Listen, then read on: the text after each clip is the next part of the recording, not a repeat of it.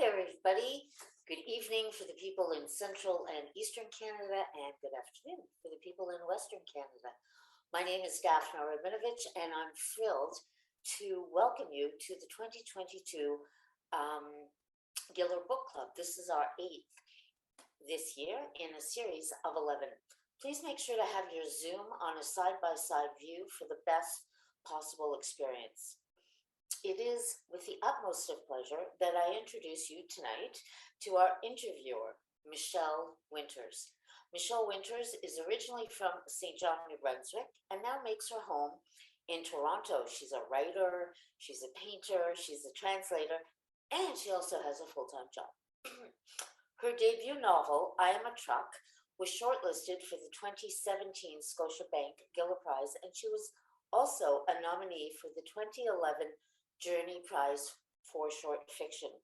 She is the translator of Marie-Hélène Larochelle's 2017 novel, Daniel and Vanya, and she is currently at work on her second novel, Hair for Man. Tonight, Michelle will be interviewing Rachel Rose, author of the short story collection, The Octopus Has Three Hearts, which was longlisted for the 2021 Scotiabank Giller Prize just last year.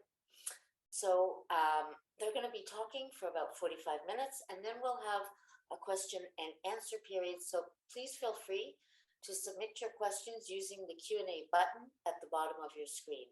So I don't want to waste any more of your time. Please welcome Michelle and Rachel.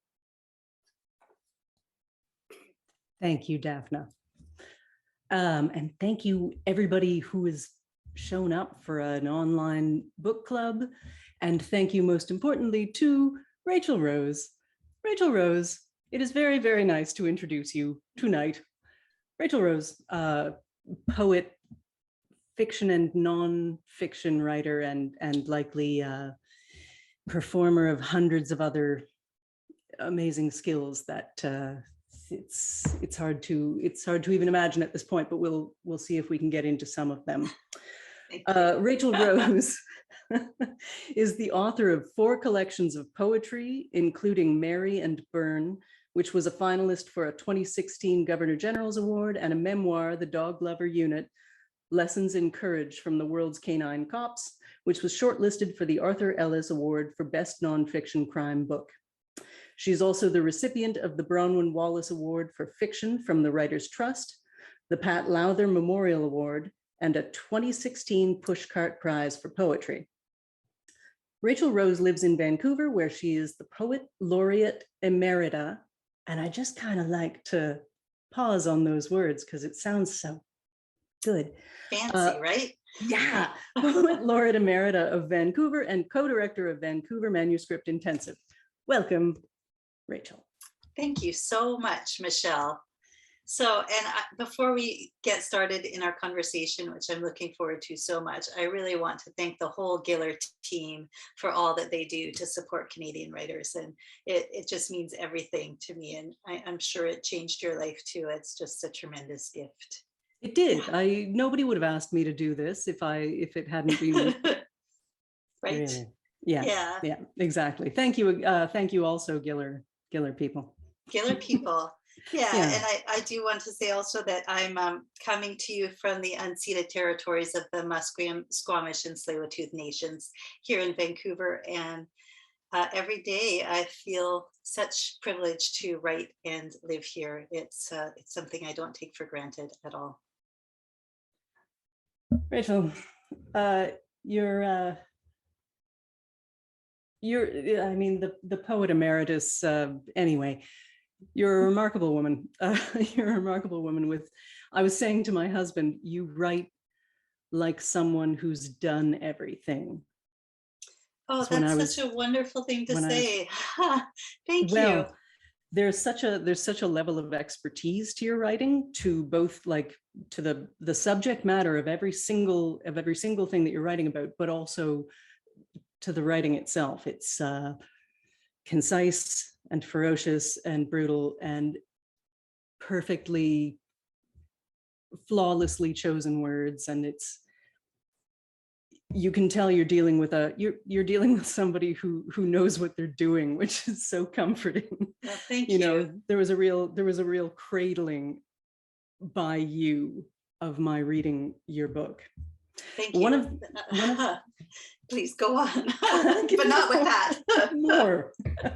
One of the things I know that you're doing right now is that you're helping to rehouse and settle some Ukrainian refugees.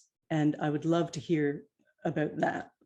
Yes, actually, thank you for asking. I am doing one very small thing, but I would like to talk about what other people are doing. Because it's so inspiring and tremendous. And I had the good fortune to be connected to a Vancouver local, Sandra Robinson, who's the founder of this group, Vancouver Helps Ukrainians. And she's also a professor at UBC. And so she has no personal connection to Ukraine, but decided to host one family. And through that work, connecting with neighbors, they're now hosting 49 people, mostly women and children, in people's homes in Vancouver. And Vancouver Helps Ukrainians is fundraising. Somebody else is developing a website. And my small role is to interview refugees as they come and get their stories and publish their stories and get their stories out there. And it's work that is such a privilege to do. And I've done it before with refugees from Myanmar and from Syria. And, you know, hearing their stories, hearing their resilience, hearing what they've survived and witnessing it is powerful. It's so important. And yeah, I wanted to bring attention to that group in particular, but also, and we'll talk as we talk about my characters and what people face and what people endure, but also just to talk about how one doesn't have to be heroic to do this kind of work. And my writer friend, Kara Stanley, her brother in Toronto, Rob, has just opened up his house and has 8 people living there, including a 15-year-old who made her way from Ukraine to him. And ordinary people are doing these very powerful acts of solidarity and support all the time. And so it feels really important to mention that. At the same time, I have the sense of how small it is what we're doing, no matter how much we're giving, because it doesn't bring back the dead or bring down dictators or repair any of the damage. And yet we have to do what we can. Like in that alone, there's 30 questions, I mean, that we could discuss about empathy and responsibility and you know, feeling guilt for not doing enough despite doing an unbelievable thing. Anyway, you're yeah, I'm grateful for you. They're grateful for you. But no, I really want to highlight what other people are doing and just to the generosity of people opening up their homes. And there's a lot of attention on Ukraine that people have been doing this kind of work before. There's been unfortunately many situations globally, and there will be again. But yeah, ordinary people can do it. Yes, that is true. That is true. I mean, they've lucked out in finding maybe one of the most empathetic writers that they could to connect to this cause. Like thank you. Thank you. You're committing acts of phenomenal humanity. You know, it truly is a privilege to be entrusted with people's stories. And it's one of the things I treasure most about being a writer is to hear from people in realms that I will never enter, whether they're police officers or refugees who are fleeing war-torn countries. And, you know, I just interviewed a young woman last week who drove through Ukraine with her 7-year-old son and her mother. And it was so powerful to receive her story. And then I looked up the name of the city that she had lived in before, and it had just been attacked 10 hours before. And it was, you know, eerie to be living this in real time as it's happening, as it's unfolding around us. Yeah. Yeah, I know. It's hard. It's hard to believe it's happening at all, let alone like, you know, minute by minute, hour by hour for real people that like, anyway, I have a cat here who's gonna heard. bust in from time to time. Anyway, he We'll has see opinions. if he sets the dog off. Yeah. He has some feelings about your work. All right, I think we have a reading. We'll enter the realm of your phenomenal acts of humanity with a reading.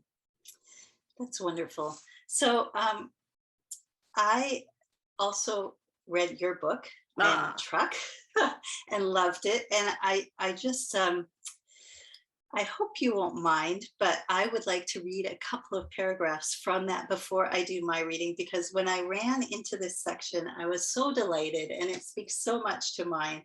And I know it might not be super comfortable to have somebody else read your book, but please bear with me, it's short. I gagged Crane forward to get a look.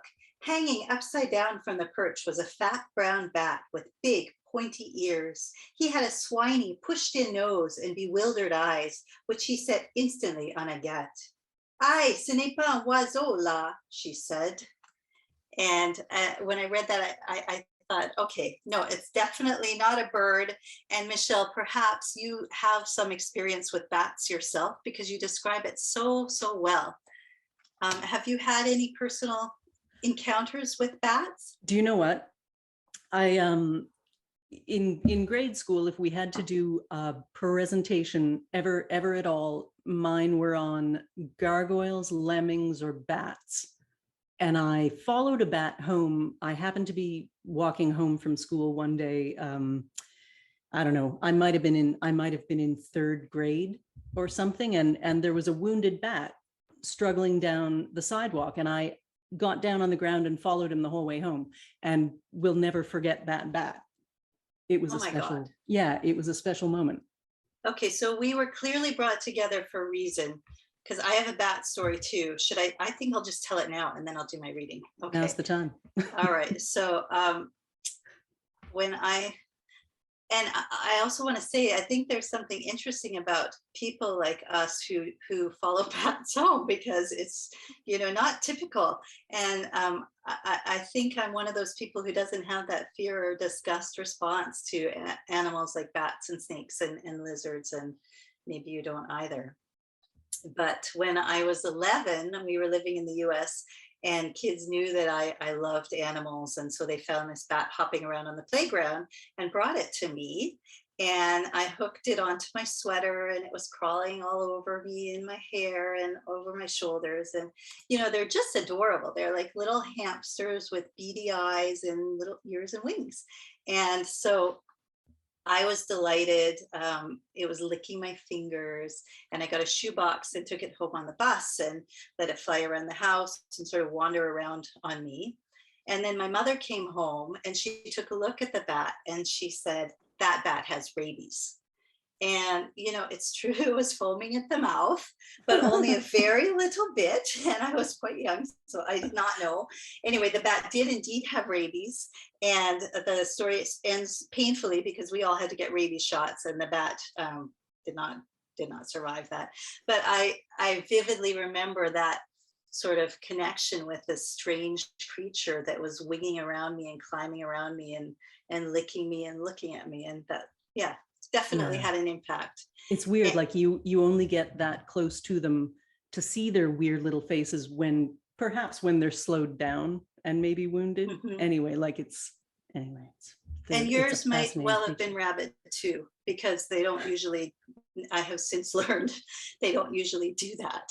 They don't usually sort of hop along the sidewalk. So you probably got lucky to not have really good as I did. Let me find my story. All right. Only a little bit of rabies. Just a little foaming at the mouth, not too much. So because I saw in your story your bat cameo, I'm going to read my bat story, which I've never read at an event before, but I have to today. Yeah. So this is from White Nose Syndrome. My only serious affair began in a tent outside Mammoth Cave in Kentucky. Our work that week was brutal. Tiny, flexible bat bones caught in our boots as we made our way deeper into the caves. Only a few bats were still hanging in the usual roosts, where even the season before we had counted colonies in the tens of thousands. They had come home to die. Underfoot were masses of tiny desiccated bodies, 3 and 4 layers deep. We crushed their bodies and slid on their wings as we walked. I felt sick. We all did. When we exited the cave, we carefully discarded our disposable biohazard suits, showered with antiviral shampoo in the camp showers, and sat silently in front of the campfire, too discouraged to eat. One of Jack's graduate students, a shy, bearded guy from Quebec named Matthias, morosely passed around a joint. Matthias was in a worse state than I was about the bats. When Jack made a joke about climate change and how we'd have to start eating polar bears, Matthias kicked a burning log onto his boot. Jack jumped back and swore. Matthias apologized, and I held the funky smoke in my lungs until I was dizzy. There was some insolence in the way Matthias locked eyes with me as I slowly exhaled, some heat that tugged at me. It throbbed in the lump in my breast. I felt it lower down. I was not yet 50. He was not yet 30. It was inappropriate. But what did it matter what our bodies did? The most miraculous animals were falling like ripe fruit, smashing all around us. Late that night, I unzipped his tent and crawled in. I was only doing for Matthias what Jorge had done for me so many nights when despair threatened to drag me under. It was just to take his mind off of our genocidal impulses, to take my mind off being human. We were animals, if only for that night, and each hot Kentucky night that came after. During the day, we worked hard in the cool darkness of the caves, cataloging dead bats per square meter, calculating the rates of population decimation, selecting bats to kill, to measure how completely infiltrated their systems were by the fungus. Totally focused on the work in front of us, we took no liberties with each other's bodies during the day. People did this to the bats. The fungus was almost certainly brought over from Europe on the outdoor gear of someone who was exploring caves. European bats have immunity to G destructans, but American bats don't. The fungus spreads as the bats hibernate when their systems are slow and vulnerable. It spreads through their bodies and makes them itch. It causes them to wake up at midday and fly around in the snow of upstate New York, disoriented and lost. It eats through their wings, shredding them like tissue paper. It turns their noses white as though they've dipped their faces in frost. And then it kills them. I'm Cassandra of the Cave Dwellers, singing of impending doom in an echo chamber. Nobody wants to listen, but it's all I want to talk about. Maybe if the bat colonies hadn't been dying, if I myself hadn't been sick, if I hadn't been looking over the abyss calling for my lost daughter, I never would have slept with Matthias, or Steve, our accountant, or Dr. Ricci, or anyone but my husband. I'll stop there. You're going to stop there. Jeez, Hmm. there's so much to that story. Yeah. Rachel, like these stories are devastating. Every single one of them, that one in particular, and that one in particular. I mean, God, maybe I'll say that one in particular because it's the last story in the book. And the last story in a book, you know, when you've arranged a book of short stories appropriately, and somehow the final line of that story, like for one thing it ties the book together in absolutely the way I know you meant to, but it also like it makes somehow like it's an absolution. Like I felt happier with myself and happier to be alive reading the last line of that story and having it be the last line of this book. Like it's so emotionally fraught. And that, anyway, I'm not gonna I'm not gonna. That's, that's so good to hear. You know, Oh man. I had no idea. So I wrote this in the year before the pandemic when my wife and our two younger kids and our little dog, we were living in France, which is where she's from, and traveling in France and Italy. And I wrote this story, and that fungus was spreading, but I had no idea what was coming with COVID. And you know, it's sort of there's a dark humor to the fact that we brought this fungus that's decimated the bat colonies, and they very probably brought us COVID. Although to be fair to the bats, it's because we probably encroached upon their territory as well for that one. But yeah, it was unexpected timing, I think, to be writing about a mammal that would soon become the least popular mammal in I the world. know, I know. It's such a shame, eh? The bat, it didn't mean to. And that's, you know, that's the thing with every animal in this collection, is that they're behaving according to their nature. They just, animals are animals. I'd like to, there's so much to get into, but I would like to know, just off the hopper, like, how does a collection like this happen? Because it's so conceptually strong, did you just run into 14 stories that all happen to feature flawed humans and animals? So when a writer asks another writer how it happens, well, I know there are a lot of writers in the audience, so there's always the advice part or what actually happened. So I'll give you what actually happened, and you can use it as what not to do if you're a writer, because this was a long time coming.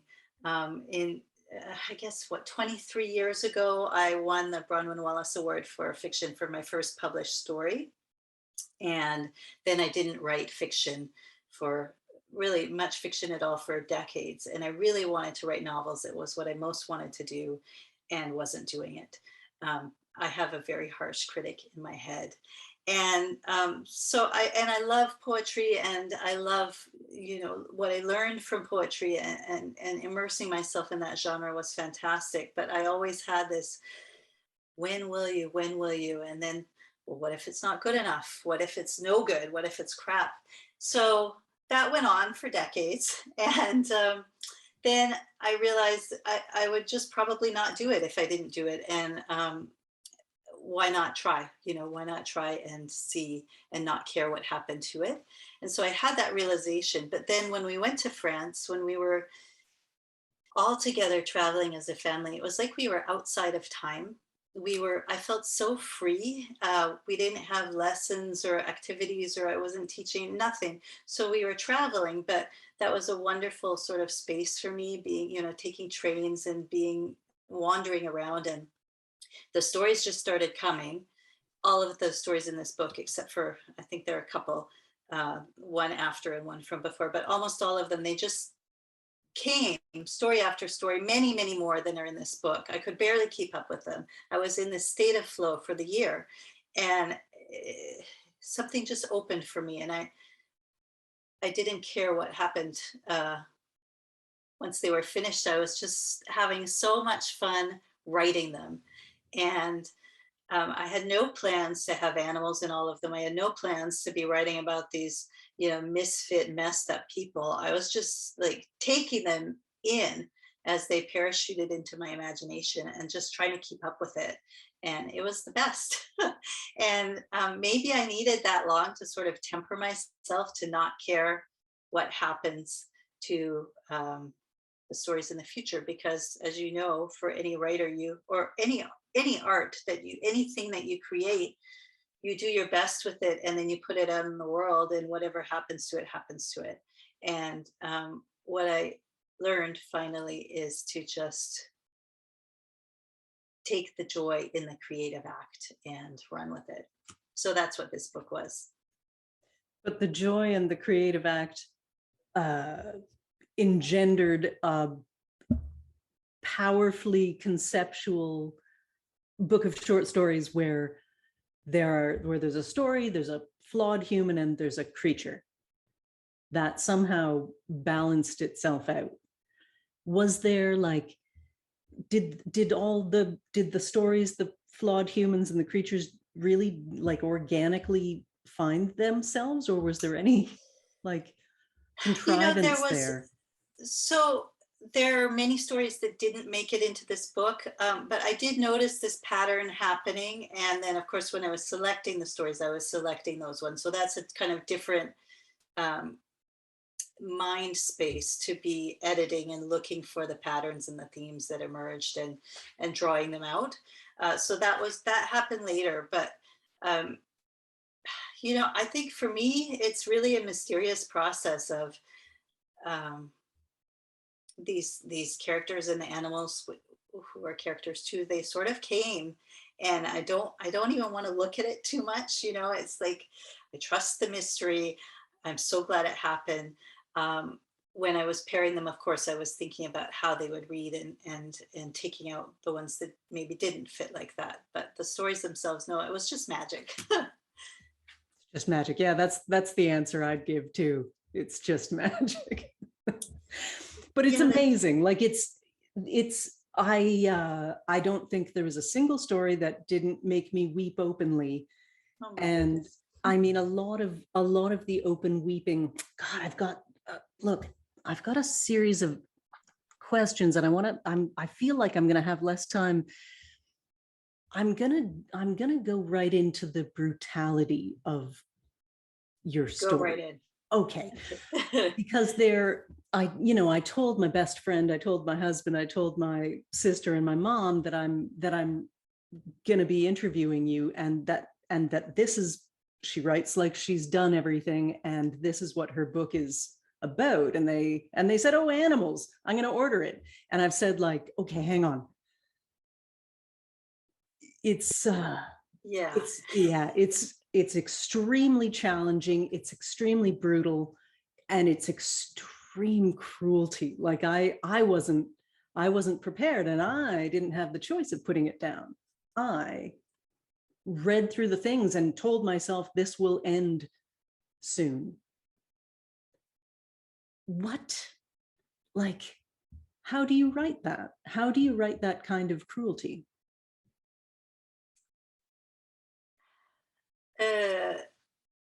It's all around us, I think. And I am just,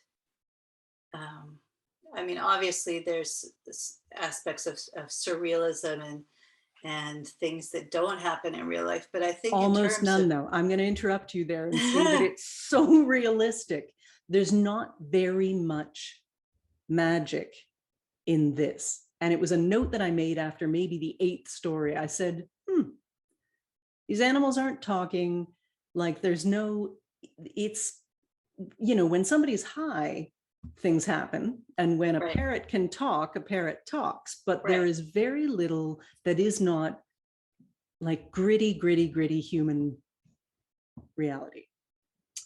But that, I know what you're saying. I've heard that from people, and indeed, I know it's a difficult book, but it's nothing that is far removed. If you go through life, terrible things happen to you or to people that you are close to, and I don't think that anyone in the audience would disagree. We come into contact with that as we go through life, and it hurts us. And it was not anywhere outside the realm of the possible, because these were things that had come close in life. Yeah. So people have asked if, how did you imagine that, or where does that come from? And I've even been surprised by that, because I do think that life is brutal, and if people haven't experienced that yet, that's great. But things happen to people that we care about, and I feel that I was just pulling that into the stories. There is the second story. I mean, there's the question of whether this is a book for animal lovers. Yeah. Mm-hmm. Right. Well, what I have found with this book is people either love it or hate it. There's not a whole lot of middle ground. And lovers, it's the same. There are some things that are difficult to read. No dogs were harmed in the writing of this book, I have to say. Except in my mind while I'm yes, in your it. mind, yes. Yeah. But I do think that distinction is important, and I hope that by writing sometimes about these violent things, people will maybe not be desensitized to them. I know that sometimes it can be difficult to read. I don't really have an answer to that. I'm drawn to conflict, and I grapple with these issues and these, impossible to love characters and the violence, trying to make sense of it, trying to make sense of how we deal with this. And it ties back into war, into what's happening in Ukraine, into evil, into divisiveness. These are all issues that I want to write about, I want to understand, and that's why they keep coming up. Do you ever, how do you respond emotionally to your own work while you're writing something like that, while you're writing something that you're like, ah? Yeah. Well, I'm writing right now a psychological thriller, and it's creeping me out at times, especially because the narrator, the villain, like, I had to find a way to connect with him, and he's horrible. So, right. It's not easy, but the difference between life and fiction is I can control the narrative, right? And you can't control any of the bad things that happen in life that you have to just survive and cope with. But I can control the narrative. So it's really quite a different experience. And of course, readers can control their reading experience. I'm sorry you had to plow through, but other people can take it one story at a time or do what they need to do, right? So it's not life. Well, I'm there for all the difficulty. Like I can say uncategorically, or categorically? Uncategorically, I think I loved this book. I loved it. As I was reading it, I was telling my husband, like, holy shit, in this story, this happens, and then this happens. Like, it's like, that's how heavy it is. But I still finished every single one and was like, thank you. Oh my God. I came to writing second after acting. Really? Yeah, I did. I pursued a life as an actor for a time. I thought you might be a painter. I'm also a painter. Oh, wow. Yeah, I've tried all the things. You've had all the lives. I know. I think we might have complementary, although I think you paint too, don't you? No, only when I was young. But okay. I stopped that. But I do think it's similar to writing in a way, because you have this thing in your mind, in your head, that you have to somehow get out on paper. But painting is happier, I think. It's way happier. Don't you think? Way happier. Yeah. There was an acting teacher that I had way back who said, like, whatever you do on stage, the only way to get good at it is if you can actually, like, walk in and embody a pedophile or somebody who beats a dog to death. Like, that's the only way that you can effectively be that artist. And it's going to gross you out, but you have to do it, and it's part of the craft, right? Like, it's part of the actual skill itself, is enduring it. Yeah, I think there's real parallels with being a writer, and it's interesting too, though. Of course, it can be so deeply uncomfortable, but it does push you and make you think, and make you think about how we divide people into good and bad and irredeemable, and we like to keep things very simple, right? Yeah, and like so redemption and forgiveness and this book really like it's an exercise, isn't it? Isn't it, in redemption? Like, it's looking at the worst and saying, I mean, your Mr. Rogers quote at the opening is your Mr. Rogers quote. If anybody hasn't read the Mr. Rogers quote, is that there isn't anyone you couldn't learn to love once you've heard their story. So it's this challenge. It's this challenge throughout the book that it's like, you know, there's an interactivity to every single one of these stories. There's definitely you, and there's definitely me. There's you giving me the thing and you asking me for one thing. There's you giving me a tiny bit of information and telling me that you trust me enough to understand it. Right. Yeah. And then we move on. You're like, as I say, the cradling, you're such a capable expert. Yeah. You know, I do trust my readers that they can handle this kind of complexity, and I want to honor them with that. And I have a lot of thoughts about love, especially with my almost impossible to love characters, right? Like, you're going to work really hard to find your way in with some of these people. And yet there are people who are capable of that kind of compassion. And I've spoken before about empathy and how we're pushed more and more to have empathy when we read, to get empathy from reading, like it's, you know, a vitamin that we get from reading a good novel. It's full of empathy and it's good for us. Yeah. And I push back against that whole idea of having likable characters and finding empathy for them. And I really didn't want to do that with my book. I wanted people to have to grapple with unlikable characters and really to don't worry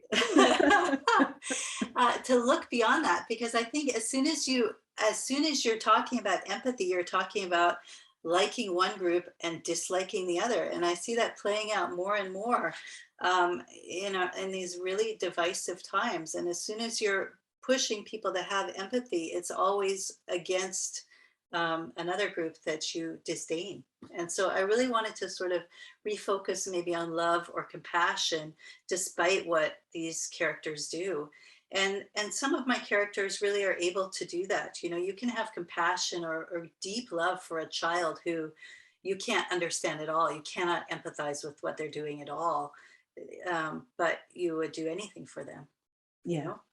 I know. I mean, it's, you know, as another element of the interactivity, it's that I'm being asked as the reader to forgive character after character after character. And this is like Rachel Rose is exercising my capacity for love. Like it requests something of you in your, you know, picking up the quick information of a short story, although it's not quick. They're well developed and they're like beautiful episodes of Ozark. Like they just yeah. Oh my goodness. But I love the way you're reading them. Thank you. This is really tremendous. Oh, they blew my mind. Like every single one. And I would have to, and you know, I can't say what the best way is to read this book except to finish with White Nose Syndrome. Once you've read all the other stories, finish with White Nose Syndrome and those last 2 lines. But yeah, there was a real request of my humanity. Like, here's a sex offender. Right. Yeah. It was a lot. And my God, the cruelty against children too. That was like, I mean, it sucked the breath out of me at points, but I was like, okay, well, this is what Rachel Rose is asking me to go through with her. And she wouldn't ask me if it wasn't worthwhile. honestly, I have so many things to say, and I'm really thinking about the experiences that led me to write to this book, to write these stories, and how one picks almost like a magpie pieces of experience, going back and forth between Canada and the US, and gathering experiences of cruelty that I had seen or that I had witnessed, and giving them a place in these stories. And then, yeah, really inviting the reader to grapple with these issues, and come up with their own way of dealing with these people, felt important to me, that it needed to happen, that they needed to have the opportunity to, maybe think in a different way about some of these issues than they had. That's what I hope.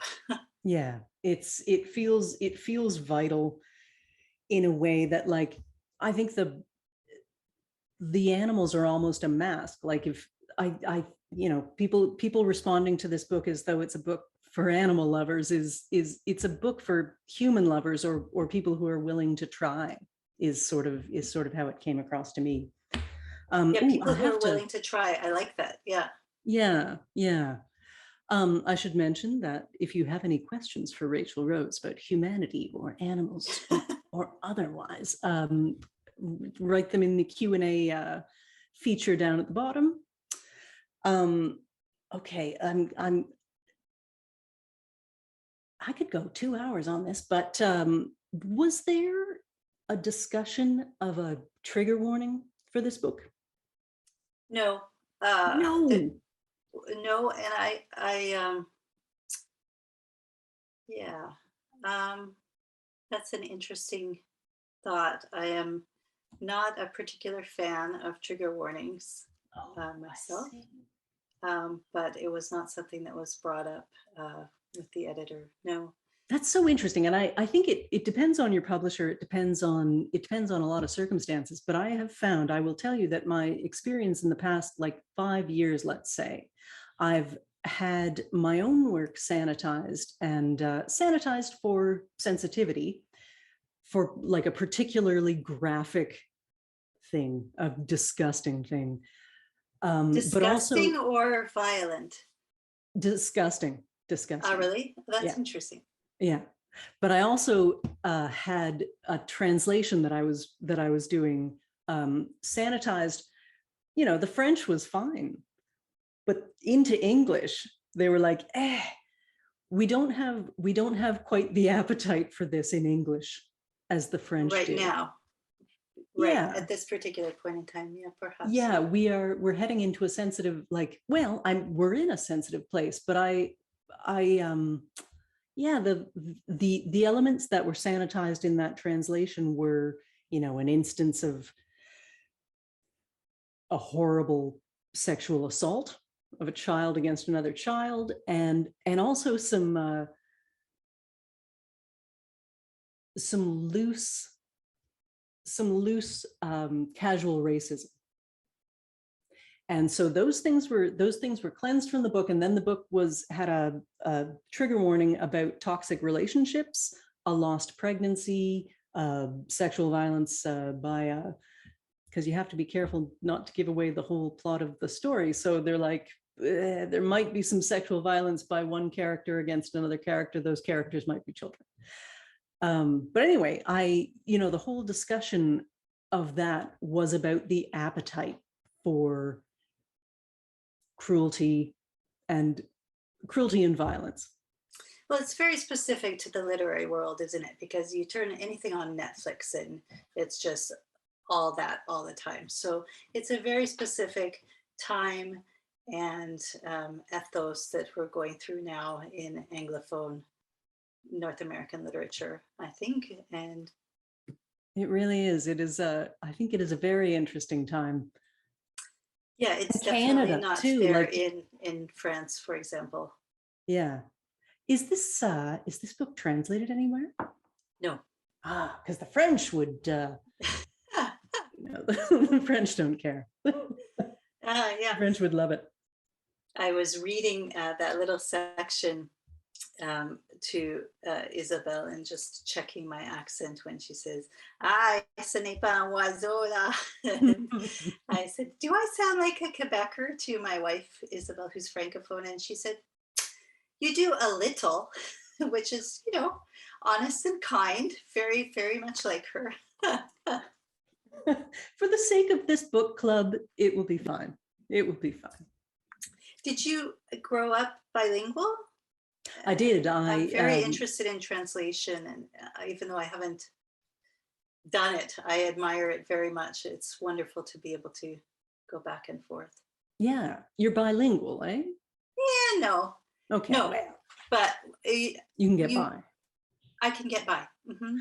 I grew up in New Brunswick and went into French immersion in first grade. So yeah. Right. Yeah, we have our version of, and then I went and lived in Montreal for 6 years. Totally different French, totally different culture. Yeah, Montreal's wonderful. Yeah. It is wonderful.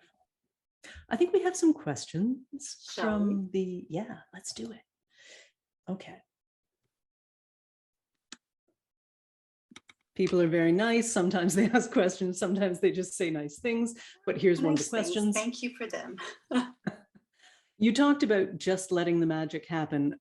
Did you do a lot of editing then, or did the stories hold up as they were originally joyfully written? Both.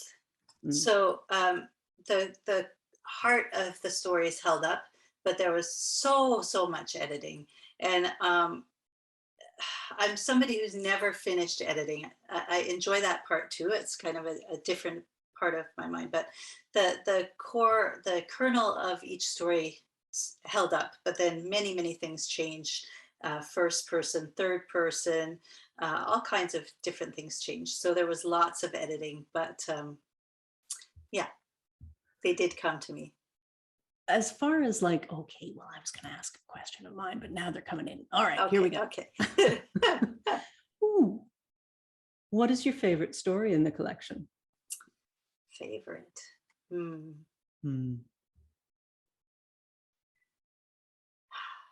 Well, I think I have more favorite characters and animals, and it's funny.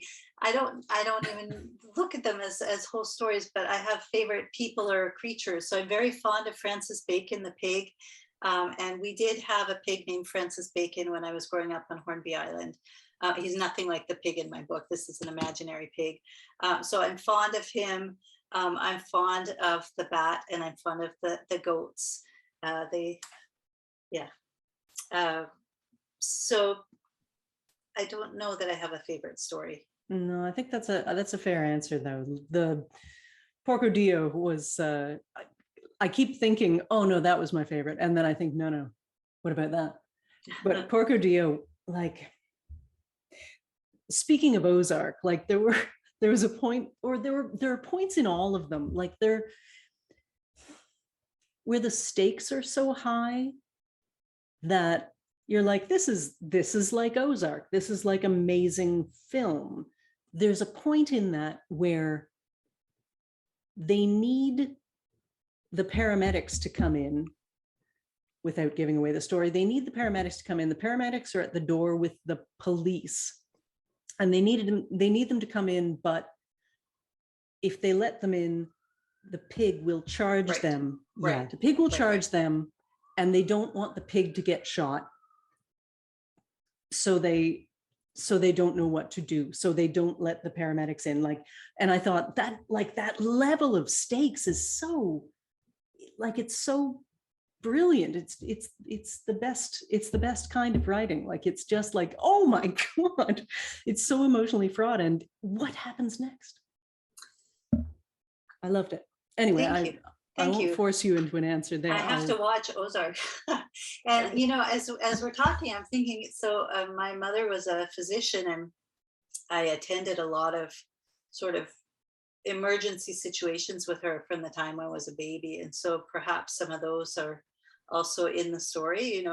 There were definitely numerous life and death situations where I was a bystander watching as a kid. And Yeah, they probably Rachel. have an impact. Do you feel lucky to have witnessed all of that stuff as a Yeah, writer? definitely. I mean, yeah, 100%. I've seen people born and I've seen them die. I do feel fortunate. Yeah. Yeah, yeah. Okay, here's a totally written in sentences. I'm halfway through the book and I'm feeling highly respected as a reader, which I love, which is exactly what you do.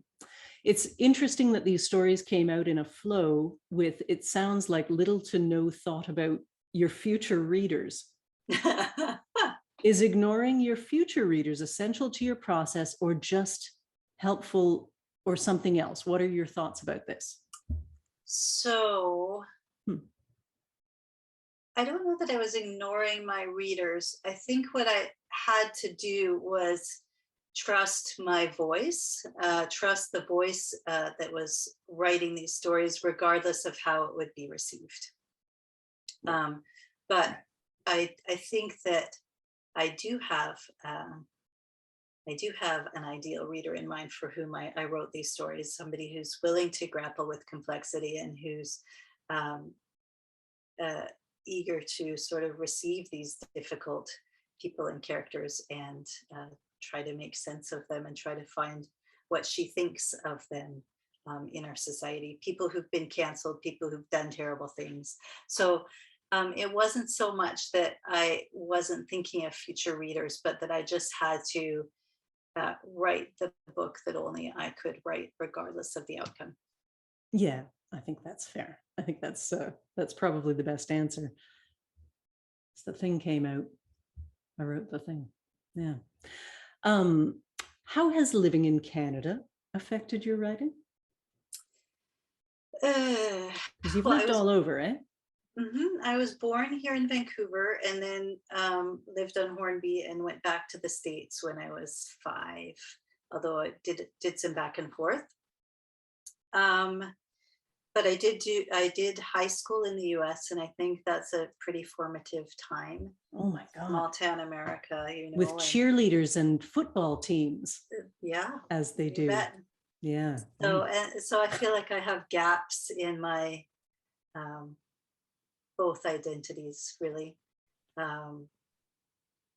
But yeah, living in different places is great. It's been phenomenally important for me as a writer. And I'm actually in the process of becoming French through marriage. So that'll be something.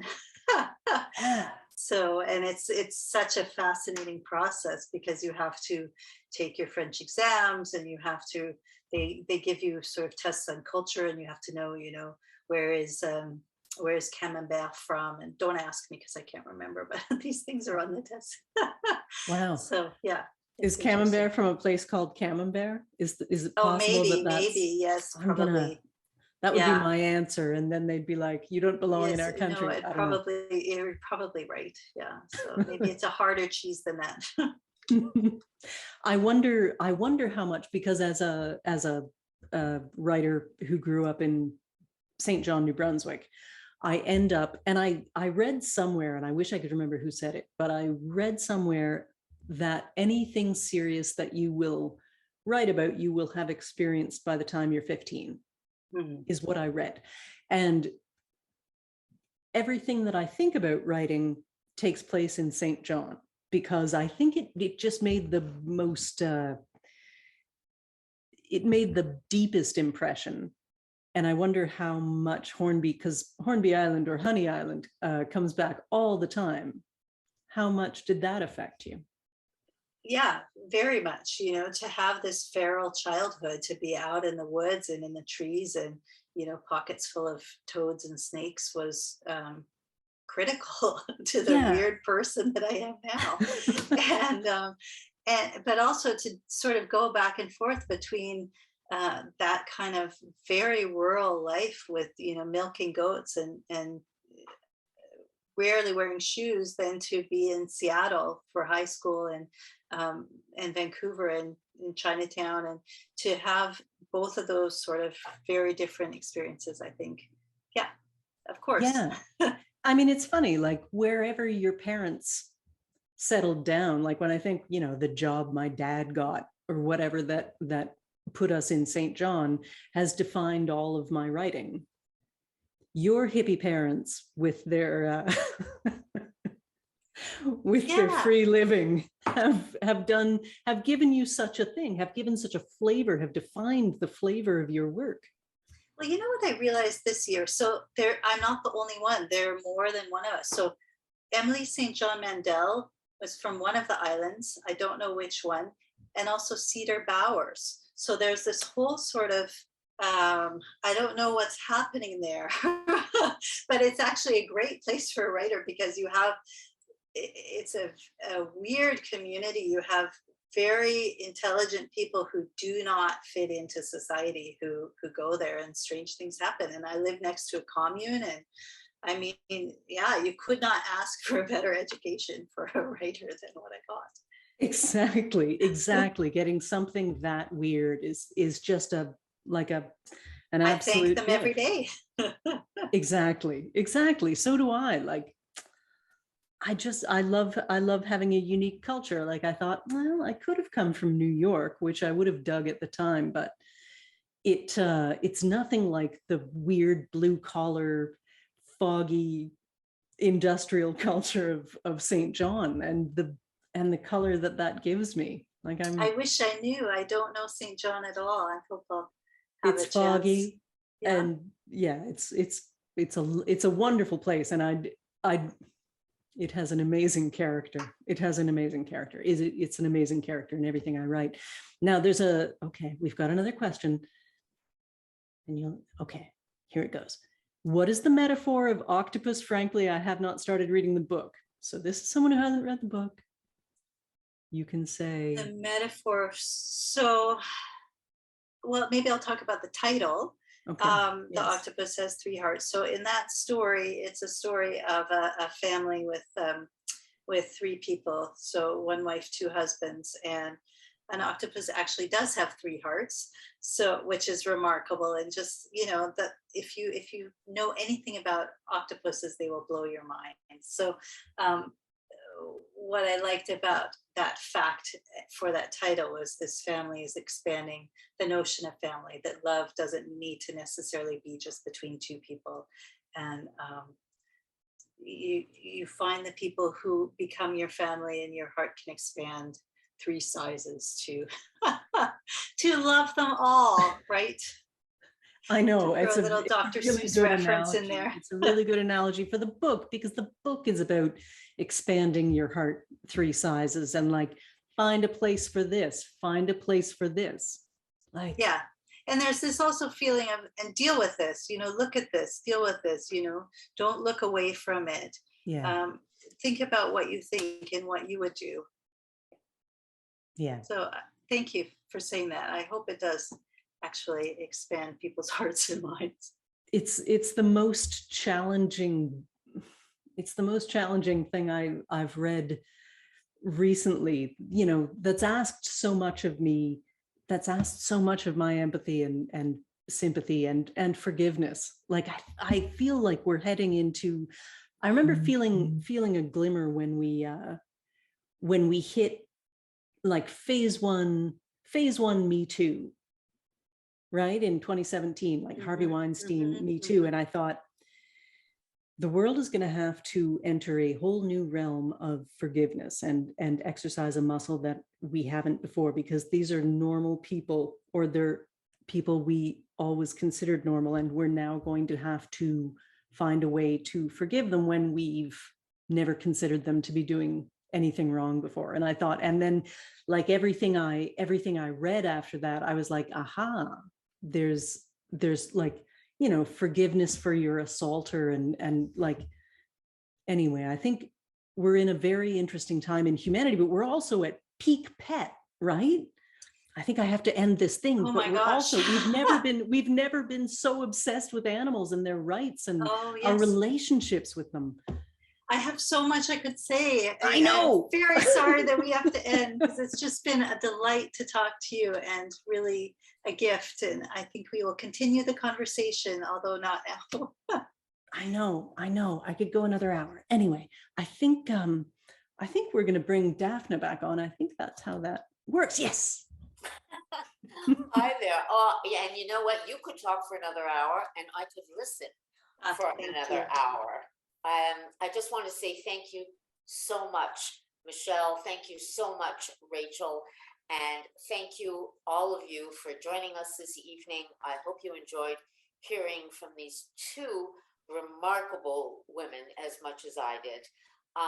If you know anybody who missed it and does want to see it, this interview will be available on our YouTube channel, probably by the end of the week.